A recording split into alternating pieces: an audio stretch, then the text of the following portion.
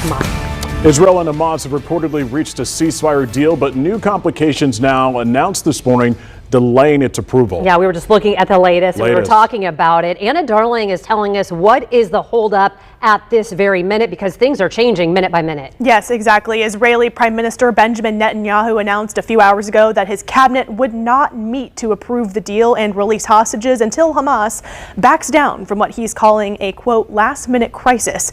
His office did not elaborate on what that meant.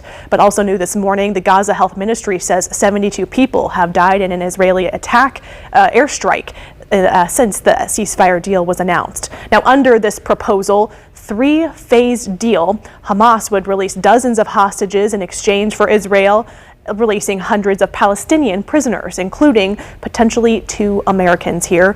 Negotiators were slated to head to Cairo, Egypt today for further talks on finalizing and implementing the deal, but it's not clear how Israel's refusal to approve this agreement right now could delay this process. Officials hope that phase 1 of the deal, including the release of 33 hostages, would begin on Sunday. The ceasefire deal is getting praise from leaders around the world this morning, including the British Prime Minister, the Chinese and Russian Foreign Ministry departments, and Pakistan's Ministry of Foreign Affairs. But again, that ceasefire deal has not actually been signed. But let's send things over to Angela now with more. Anna, here in Indiana, many Jewish Hoosiers are celebrating that ceasefire, and we're very hopeful that hostages may be released soon. Friend of the show and local ER physician, Dr. Louis Perfetta, is in Israel right now and joins us live on the phone to talk about that reaction. And I know, Dr. Perfetta, that you've been watching this closely. What is the latest? First of all, good morning. And then what is the latest on what you all are hearing there? Is it basically what we're hearing here, that this deal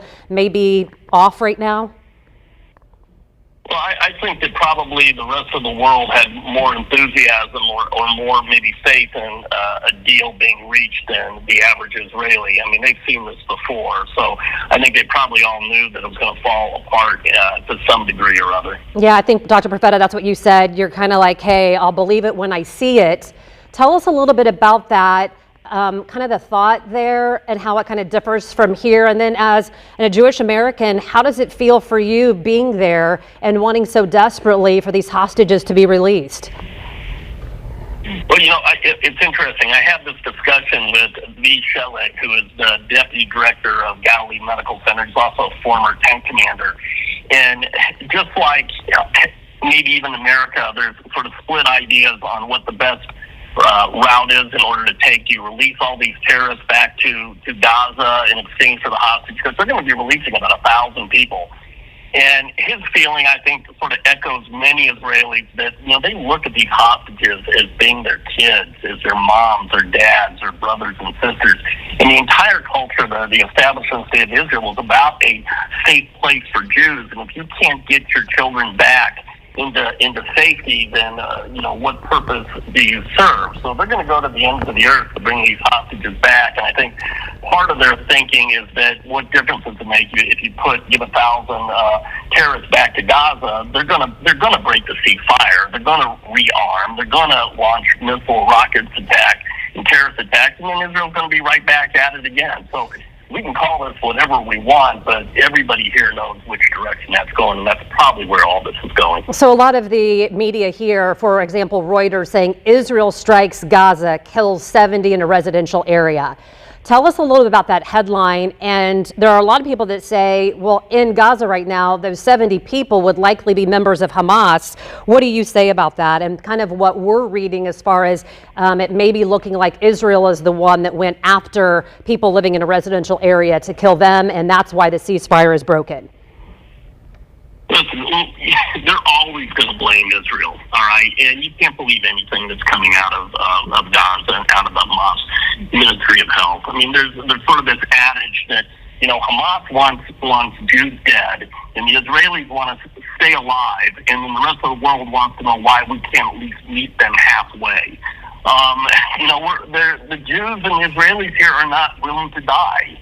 And that is the thing that is really at the heart of this conflict when it comes down to it. The simple fact is Gaza would still be standing. It would be a thriving Mediterranean city. It would look like Singapore right now if their entire culture, the entire infrastructure was not based on terrorism, tunnels, murder, and the hatred of Israel and Jews. I mean, it should be a thriving Mediterranean seaport. It should be a peaceful coexistence with Israel, which is what they want. But right now, there really isn't a partner for peace. Dr. Perfett, I know you'll be watching this. We hope that you're safe over there. I know you're working with a local hospital and those doctors, so we appreciate your efforts there, seeing pictures of you right now with their military.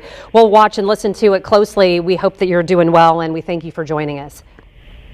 Oh, thank you very much for taking interest in this. The situation is calming down. Looks a lot better than it was a year and a half ago. Okay, good. Thank you, Dr. Perfetta. We appreciate you.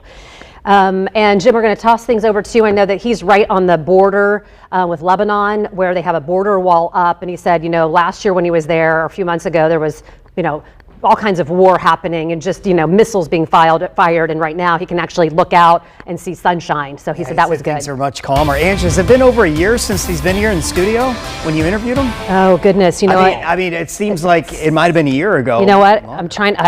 You know how it is when you're older. Each time you forget, like, if it was a month ago or 6 months ago, I'll look on that and see. Yeah. Well, it's good to hear from him. 8:17, guys, some insight, no doubt, on what's going on over there.